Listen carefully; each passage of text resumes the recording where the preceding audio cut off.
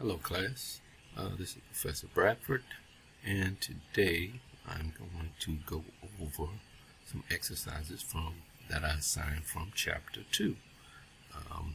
Primarily we will look at preparing journal entries and understanding debits and credits. So let's get started.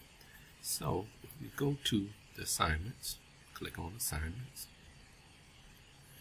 and then let's scroll down and let's look for exercise 2, chapter 2.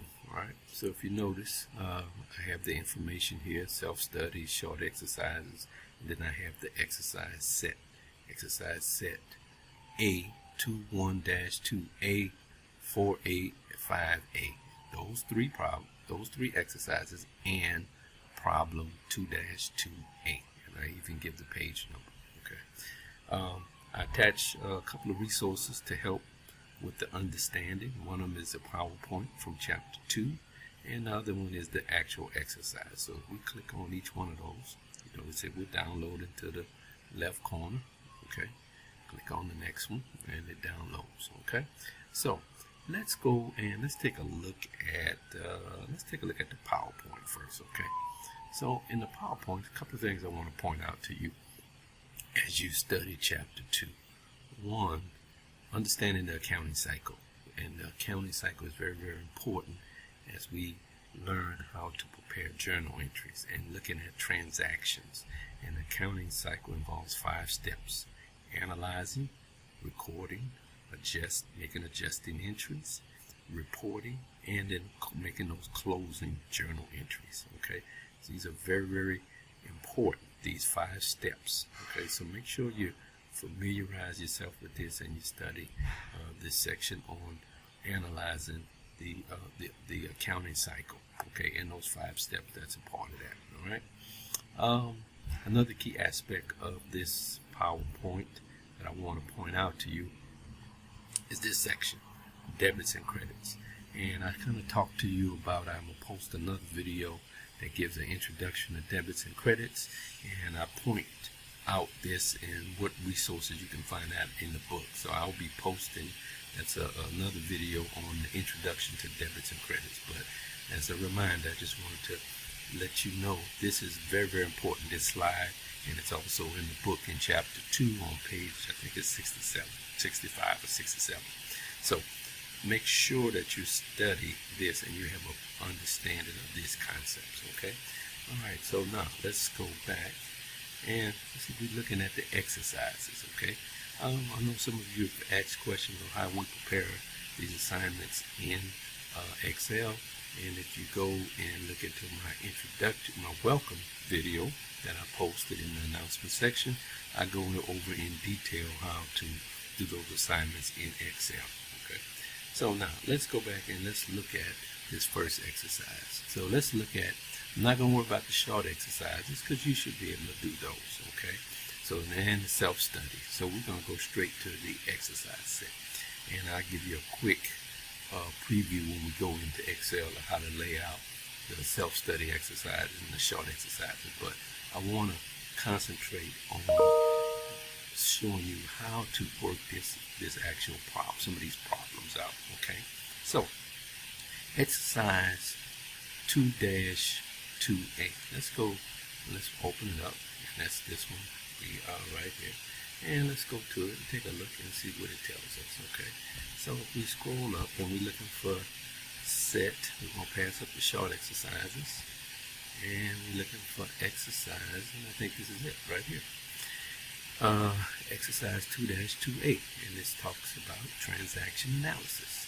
And if you look at it, it's asking us to examine each one of these transactions, A through I, and it wants us to indicate the accounting effects of each one of those transactions as it relates to on the assets, liabilities, stockholders' equity. Okay. Again, to be able to answer this particular problem, it's going to be very important that you are familiar with this slide right here. Okay. I didn't want to open that one up. Let's close that one. It's going to be very important that you understand this slide right here. Okay, that talks about debits and credit terms used to indicate the recording of data. Okay, because it shows how on assets debit entry increases and a credit entry decreases that. So if we go back and we look at that problem again, that's what this is asking us. What is the effect of each one of these transactions? And in this first one, it says purchase for cash a desktop computer for the use in the office.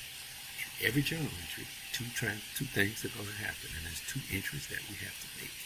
We're going to always have to debit one transaction, and we're going to have to credit another. Okay? So in this case, we're just looking at the theory of it. In this case, it says we purchase for cash. That's it. The key word, cash, it tells us that's what we use, a desktop computer. So those are the two accounts that are going to be affected here. These are both asset accounts. And so it says, what's the increase? Well, we know that a debit entry is increasing our assets. Okay, in this case, it's our computer equipment. And the credit entry is going to decrease our cash because we use cash to purchase that. Okay, so that's what we're going to go down and we'll look at each one of these and we're going to analyze that. Okay, so let's work one more. B. It says rendered services and bill the client. Okay, so if we rendered service, that means we actually performed work. Okay, and we bill the client. Didn't say that we received the money. It say that we bill the client. So basically what we have there, we have revenue and we have another asset which we call accounts receivable. So that's what is happening here. So our assets are increasing, which is accounts receivable, and then our revenues, our retained earnings in this case, is also increasing. Right? So that's how that would look. So now, how would that look in Microsoft Excel? Well, let's go take a look. Let's pull that particular ones that we just went over. Alright, so in 2A, if you notice, and basically, this is, you can go right into Excel, and you can just type that information into those cells like I did right here. Okay, and in your case, it would look just like this. You open it up, and you would look blank cell, and then you just go down there and say A, and for that first one, it says increase. Okay, office equipment, and then decrease cash. Okay, that's how it affected our asset account, right? And that's basically how we put right here. Okay, it increased our assets and it decreased our assets. So the net effect is 0. And then on the second one that we worked out, I told you it increased our accounts receivable, which is an asset, and then it also increased our service revenue, which is part of our stockholders' equity. Right? And so this is how we would lay that out in Microsoft Excel. Okay. Quick note, I also remember I told you when you're doing a self-study exercise, you can do all of those in Excel as well. And in this case, the self-study, you can just, as you answer, because most of those are multiple choice, you can just list each one out and type in one row what number you reference it, and then the answer in the next row. And then if you want, you can put in an explanation what the answer is. Okay, but this is how basically how you would lay that out. Okay, and the short exercise the same way. Just open up a new worksheet. You can do it all in one, and then you would lay it out in pretty much the same way like I had right here. Okay, in Microsoft Excel. All right, and this was 2-1, which is one of our self-study. And again, in one column, you just put the term, what the transaction is, what the answer is, and then it says a debit and credit. Okay, and that's how we would do that. So let's take a look if we want to, and I can just show you that one right fast. Let's go back and let's look at short exercise. Which one was that? Let's look at what we just, the one I just showed you. Okay, it says the normal balances indicate for each of the following accounts whether the normal balance is a debit or credit. All right, so again, the key to being able to answer these questions is where go back to this PowerPoint, make sure you study and you memorize this particular chart. Okay? And then if you're looking for it in the book, you can also find it in the book in the resource sections of the book. And if you open that, let's see, do I have that open? And we'll just go to our file section and show you how to find that resource. And I'll go back, look at files. Okay, and if we go to page 67 in the book, you're going to see that's the same section we talked about the chart of accounts, the accounting system. And then if you look on page 69, that's that same chart right here that is in the PowerPoint.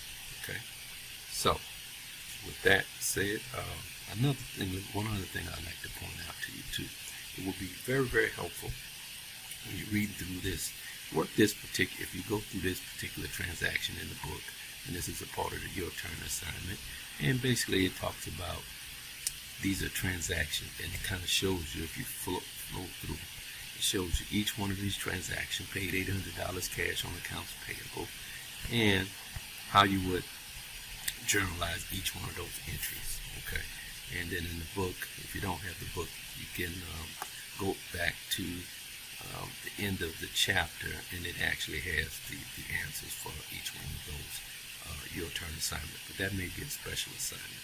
But make sure that as you read the book that you study and that you understand the fundamentals of the debits and credits and what increases them, and that's that on page 67, 69. Make sure that you're looking at this and you're studying and you're making yourself very, very familiar with that. And then also look at how we record the transactions and how those transactions, and there are numerous, when we're talking about journal entries, there are numerous examples of how we record those journal entries. Okay, so with that said, I will post this, and if you have any questions, make sure that you email me, class.